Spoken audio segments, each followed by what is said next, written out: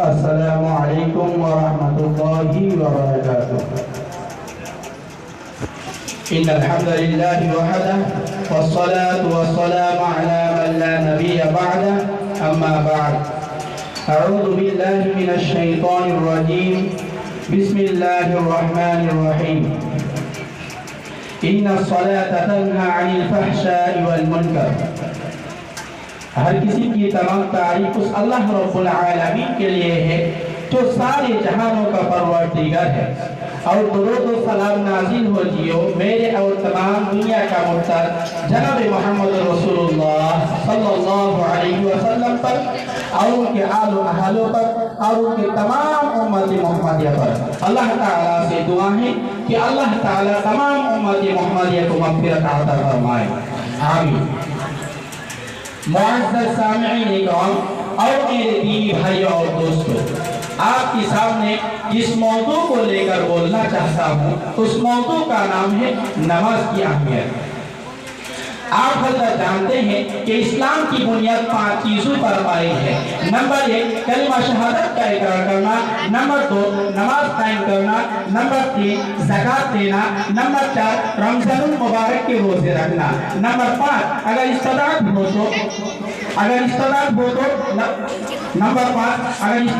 تو حج کرنا۔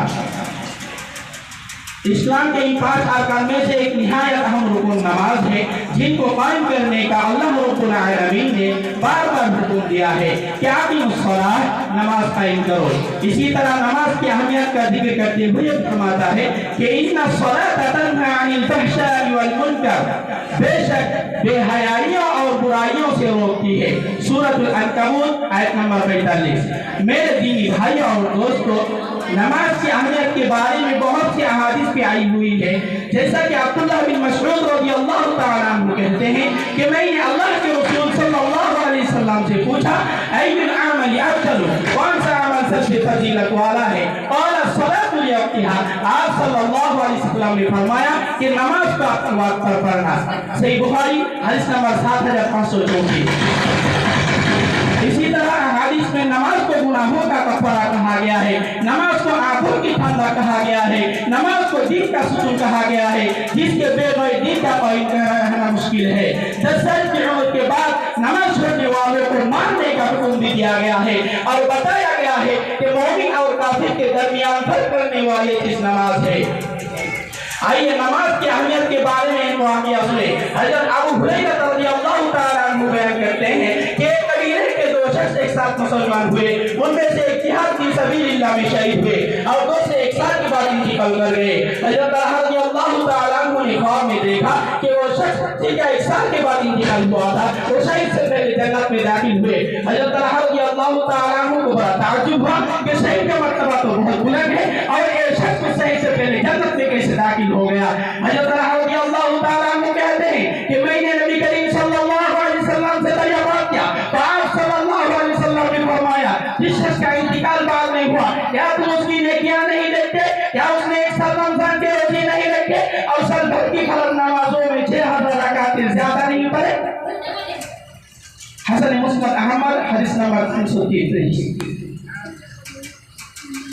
نماز کی اہمیت کے بارے میں حدیث کے اندر آئی ہوئی ہے۔ وعن انس بن مالک قال فرضت على النبي صلى الله عليه وسلم ليلة المسلم بالصلاة 50 ثم نقصت حتى بعدت 5 ثم نودي يا محمد إنه لا يبدل القول لدي وإن لك بهذا الخمس 50۔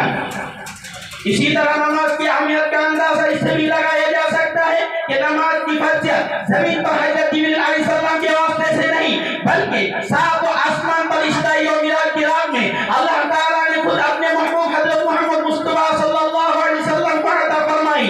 نماز پہلے 50 وقت کی فرض تھی، پھر اللہ تعالیٰ نے اپنے بندوں پر شفقت کرتے ہوئے 5 وقت میں بدل دیا۔ 5 نماز نظام میں 50 وقت کی ہے اور عملی زندگی میں 5 وقت کی ہے۔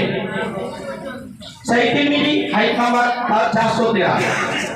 میرے دینی بھائی اور دوستو، آج جب مسلم معاشرہ پر نگاہ ڈالتے ہیں تو دیکھتے ہیں کہ بعض لوگ کلمہ شہادت کا اقرار کر لینے کے باوجود نہ نماز کی پابندی کرتے ہیں اور نہ کوئی اہمیت دیتے ہیں۔ لہذا آج ضرورت اس بات کی ہے کہ ہم بے نمازوں کو نماز کی اہمیت کو بتا کر سمجھا کر اس کی پابندی کرائیں۔ के दिन सबसे पहले नमाज के बारे में हिसाब होगा। इसी हदीस की तर्जुमानी करते हुए एक शायर कहते हैं कि मेरी जिंदगी का मकसद तेरी दीन की सरफराजी, मेरी जिंदगी का मकसद तेरी दीन की सरफराजी, मैं इसीलिए मुसलमान, मैं इसीलिए नमाजी। यहाँ से मेरे तकनीक को खत्म करना चाहता हूँ।